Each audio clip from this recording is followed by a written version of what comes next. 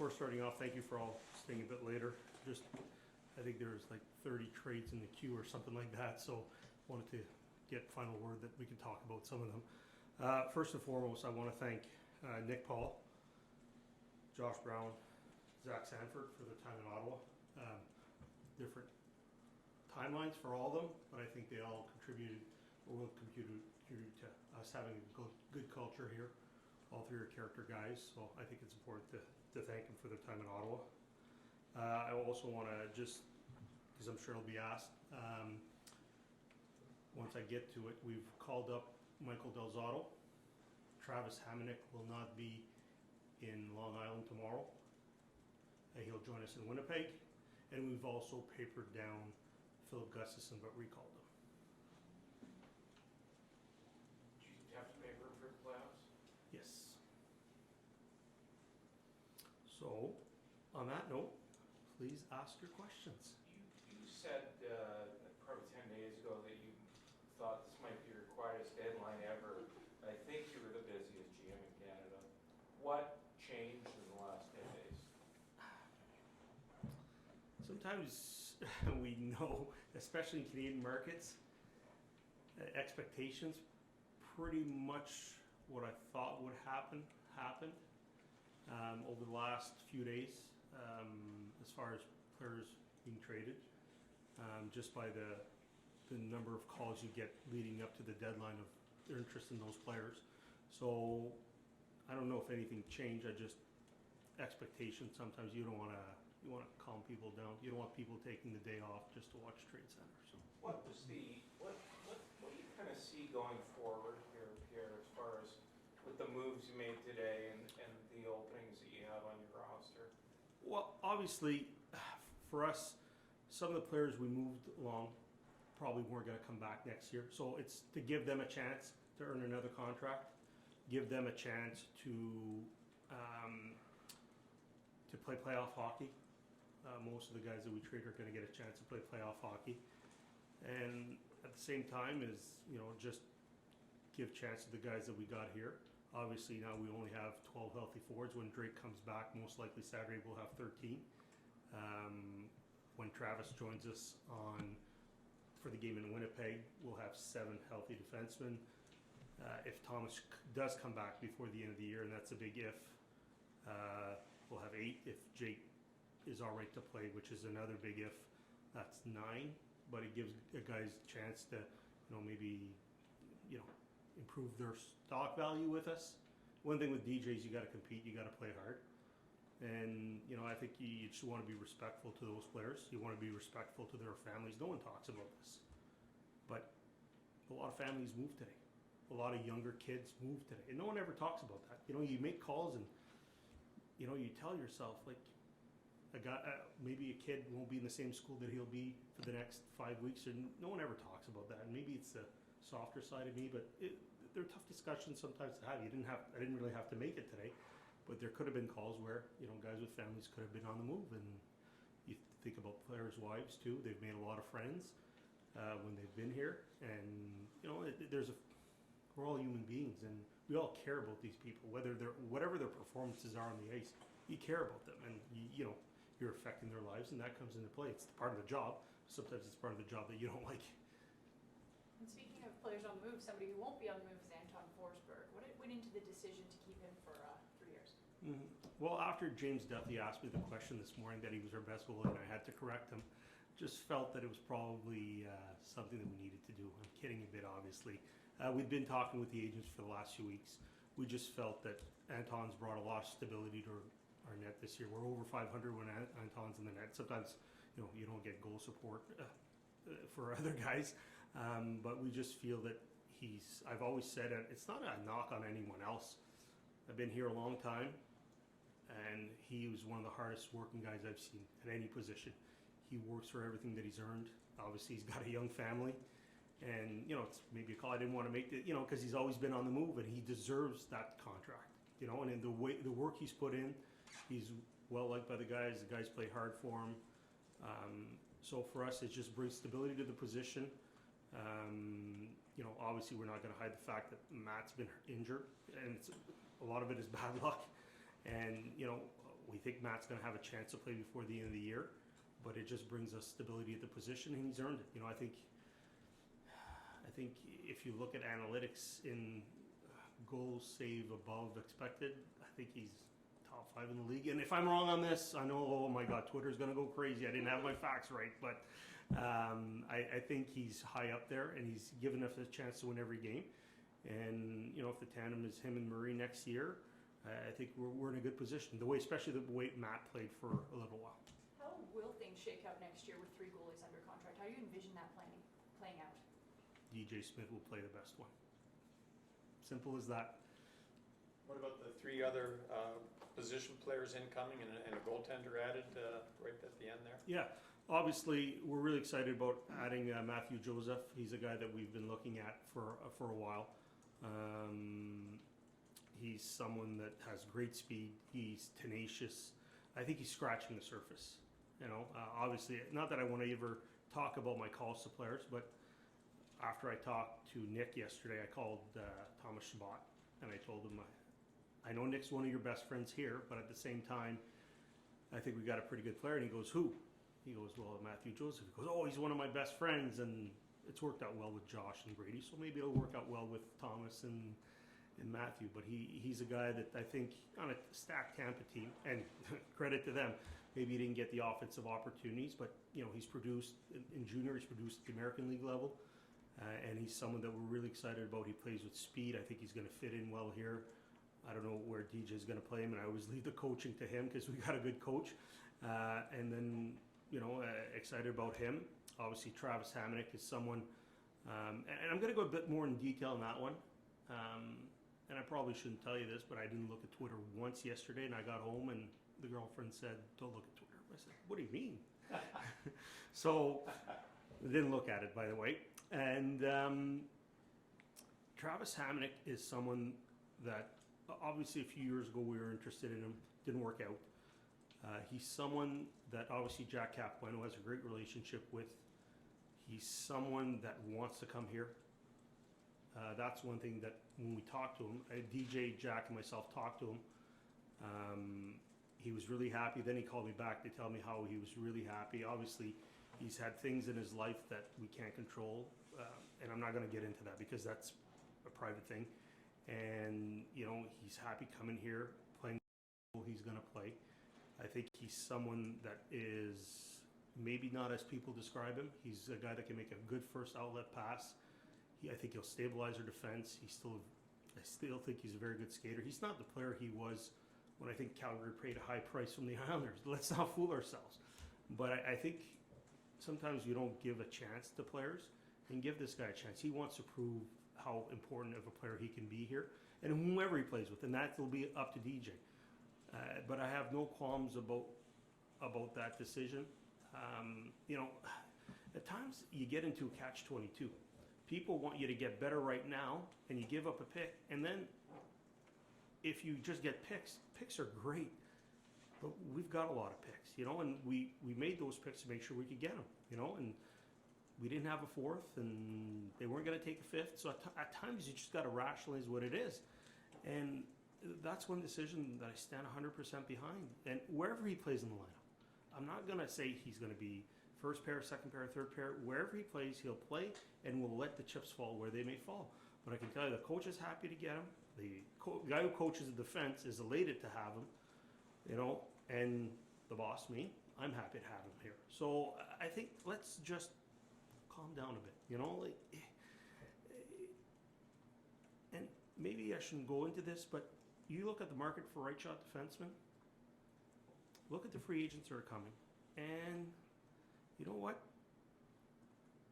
Maybe if you want to pay 7 years on a guy, but we're not there. There are certain players that are past their prime. And at the same time, if Lassie Thompson or JVD are better, they're going to play. But you always got to be careful with defensemen. And it's not about are they good enough to play. It's what happens to their confidence when it starts going bad. And that's what our job is, to think big picture here. And that's why no qualms about making that deal. I feel very confident about making that deal. Obviously, we moved Zach Sanford for a pick. And the last addition was Michael McNiven. Obviously, we're not sure if Matt's going to come back. Obviously, Gus is going to play some games from now to the end of the year. Obviously, he's not at the level that he was last year for us. I'm not making it a secret. Matt Sogart's going to get a game or two at some point in time this year. It's always been the plan. I told that to the coach about 2 games into the year. Before the end of the year, Matt's will probably get a game. Obviously, Mando could have maybe got a game also, but he's hurt probably till the end of the year. So we got Mike McNiven to help us in Belleville. Also, the other last player is Zach Sinishin. Local guy, obviously was a high pick. It hasn't turned out in Boston. He's someone that has great speed. I think he's going to start in Belleville. To be quite honest with you, I don't care if it's a 7th or a 6th. The deal was obviously it was Josh Brown for a 5th, and then we pay a 7th, and it was 2 deals combined into one. If Zach plays 5 games, but if he's one of the best players down there, he'll definitely get games up here. Whether it's a 6th or 7th that we give to Boston, doesn't matter to me. I think you always go on merit, and whoever should get the player. So, sorry for my talking a lot, but sometimes I know you like to listen to me. Some of you. Was Sinishin someone you've been interested in for a long time? Yeah, we liked him as a draft year. He played in the Sioux, and he's a local guy. I don't think he's really had his chance. Whatever reasons are, some guys don't get our chance with us and they perform well, but I think he'll be someone that that if he plays well in Belleville, he'll definitely get games. Go ahead. You mentioned when we chatted with you before the deadline that in an ideal world you're going to get a top 4 defenseman. Does Travis Hamonic fit that bill for you? I think we just let, as I said, Ian, we just let the chips fall where they'll fall. You know what? I think Travis has a lot of good hockey left. I think he's ready to prove it. In talking to him, it was so refreshing. He's going from a team that's contending for the playoffs to a team that hopes to contend for the playoffs next year, and he wants to show that. And I think having someone that has played as many games in the role that he's played, and he's not the player he was with the New York Islanders, but we still think he's got a lot of good hockey. He was playing top 4 minutes for a team that was contending for the playoffs. Last year, I think he was 4th or 5th in minutes played. But they got Quinn Hughes and they got some good defensemen there. So we just really like the fit, and sometimes it's you look at what's going to be available and you say, well, is this a better option? And as a hockey group, we felt that this was a good option. And the fact that he's coming here right now gives us a head start. Ideally in a perfect world, if we could put our team all together that we're going to field next year in early October when we start the season, it'd be perfect for us. But some of the players are still out there. Some are going to be free agents. There could be trades. We know it's close to a flat cap. So, there's going to be player movement, and, it's up to us to make sure that we bring in the right players. And you mentioned that you had some interest in Hamonic in the past. Did you consider when he was on waivers in October just picking him up then at no cost? I think there comes other reasons into that, and I just don't feel it's fair towards Travis to talk about it. Yeah, fair enough. Michael Delzato's back. Yep. Why the long gap in between us seeing Michael Delzato at the NHL level? I think we wanted to see Brang, see what he could do. I think for us, we just felt that Michael played probably good with the puck, but needed to play better away from the puck. We've talked to him about it. I talked to him today. Like a lot of times, Peter makes those calls to tell guys are coming up. On certain times, example, Matt Murray, I talk. I tell them they're going up, they're coming down. I'd explain the situation to them. And it was a very good conversation with Mike. He was very appreciative.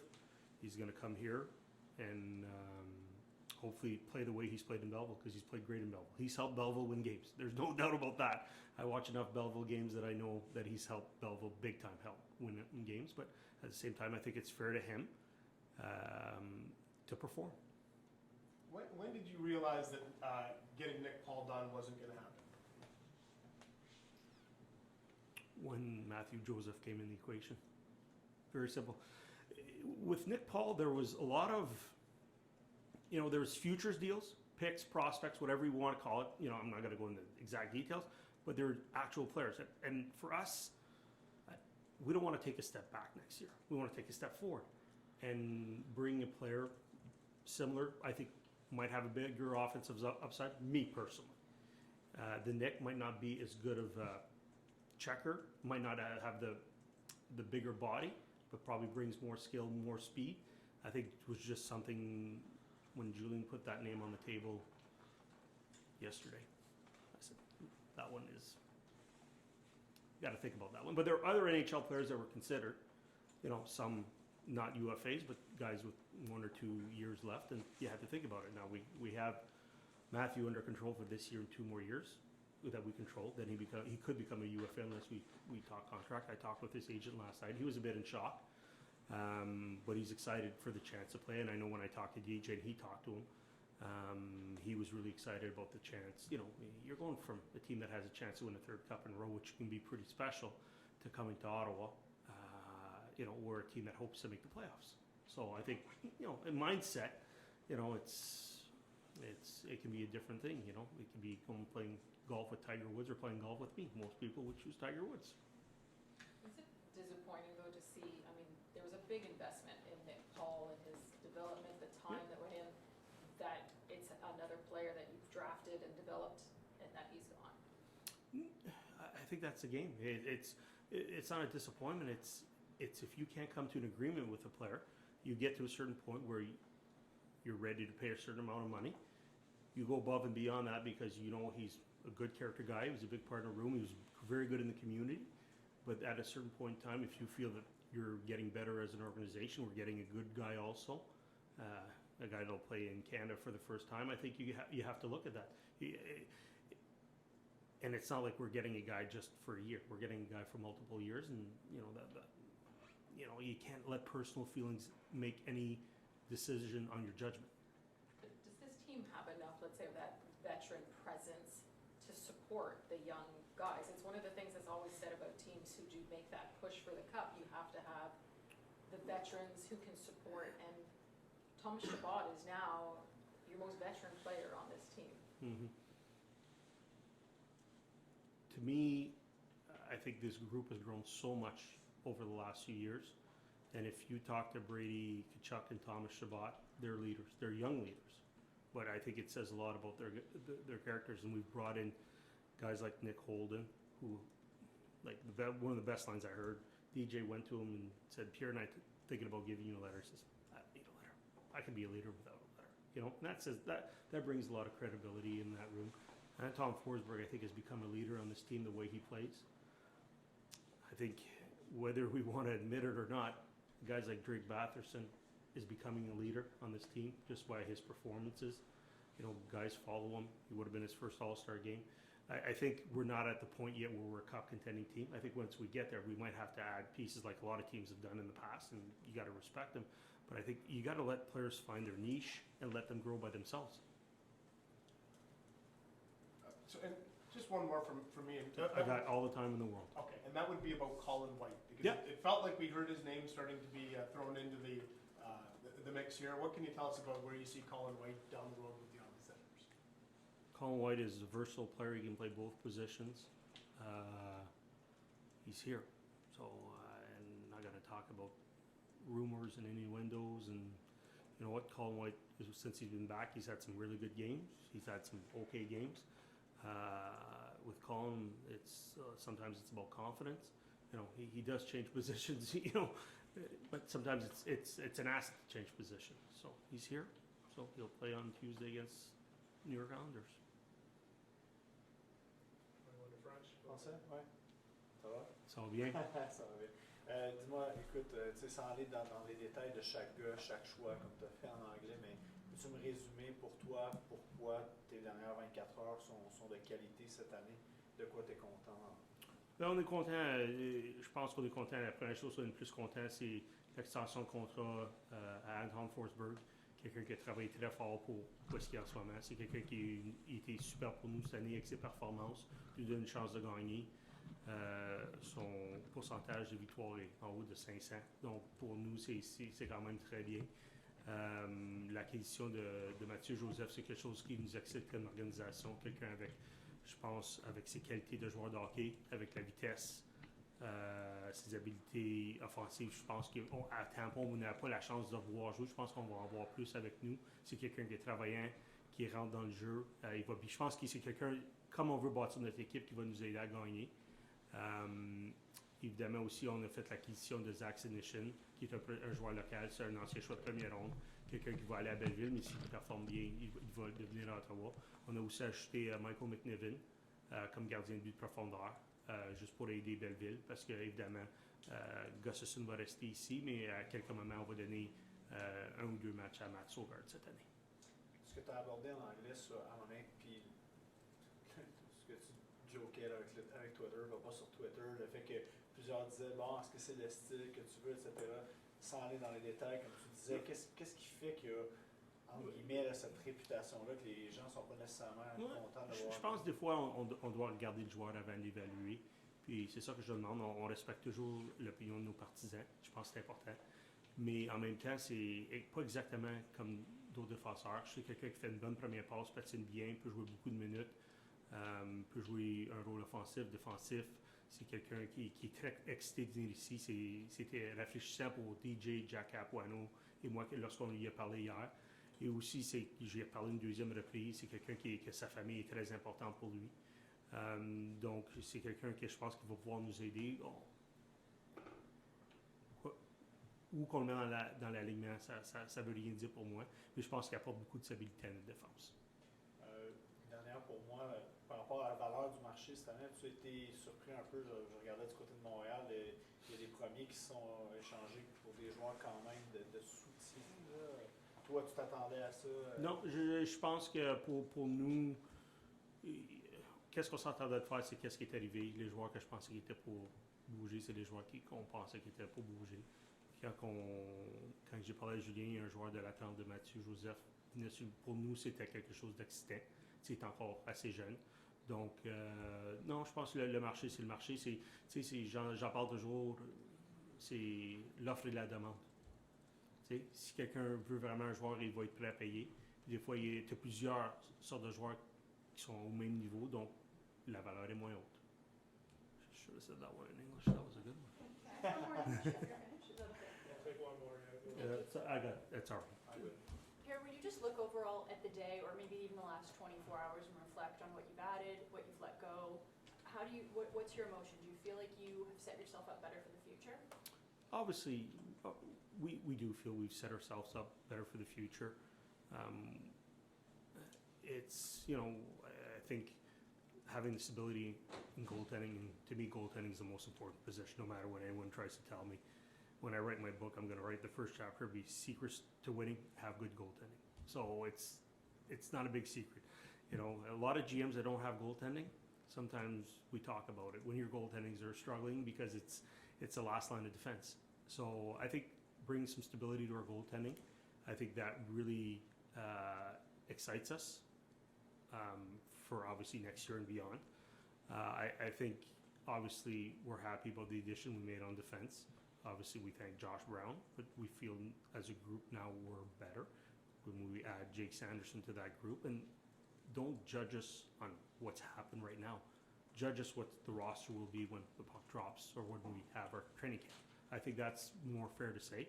And up front, it's about giving some guys opportunities. And we did that, a few guys have moved on up front. Nick Paul's going to get a chance to play for the Stanley Cup. They're one of their favorites. Zach Sanford's going to be in playoff race. He's obviously won a cup before. So it's about getting a chance, but at the same time, you get a guy like Matthew Joseph, and we're really excited about him. He can play right wing, can play left wing. It'll be interesting where DJ slots him in tomorrow night, and I won't be there.